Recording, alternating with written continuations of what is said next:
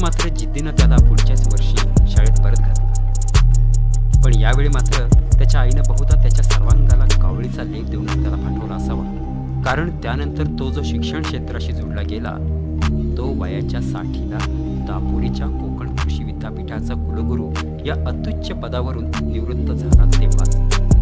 तेव्हाच त्यातून तो बाहेर पडला. डॉक्टर शंकरराव मगर हे त्यांचं नाव. इंदापूर जवळच्या सुरोड गावातला हा मुलगा अस्सल गावठी वातावरणात वाढला. ज्याला जन्मता शिक्षणातला सूर गवसला आणि ज्याला गावानं वड्याच्या सावलीसारखी दाट माया दिली तेच सुरवड.